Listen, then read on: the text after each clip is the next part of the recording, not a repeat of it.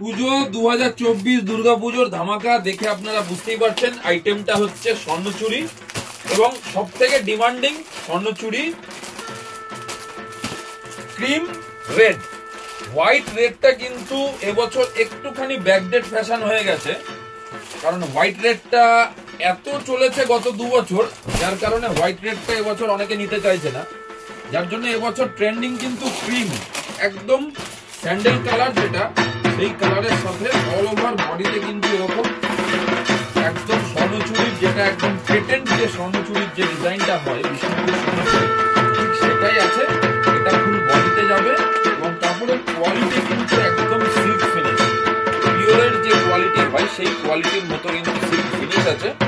আর এটা হচ্ছে পাল্লু পোর্শন, এটা হচ্ছে আঁচলে থাকবে, আর সাথে থাকবে ব্লাউজ পিস থাকছে এটা, এবং হাতে বর্ডার থাকবে। খুব সুন্দর একটা ডিমান্ডিং আইটেম, যারা যারা অষ্টমীর অঞ্জলি এবং দশমীর বরণের জন্য, সিঁদুর খেলার জন্য একটা খুব সুন্দর একটা শাড়ি চাইছেন, ট্র্যাডিশনাল শাড়ি, অথচ বাজেট ফ্রেন্ডলি, তারা অবশ্যই অনায়াসে এই শাড়িটা নিতে পারে।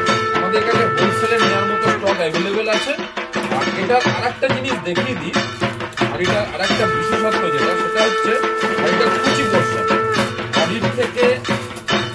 বডির থেকে যে এই কাজটা যাচ্ছে, এটা যাচ্ছে বডির কাজ, এবং বডির পরে গিয়ে কিন্তু কুচিতে চলে আসছে আপনার এই বুটিটা, সুন্দর একটা মিনা বুটি, ছোট ছোট বুটি, এটা আসবে কুচিতে, ঠিক আছে।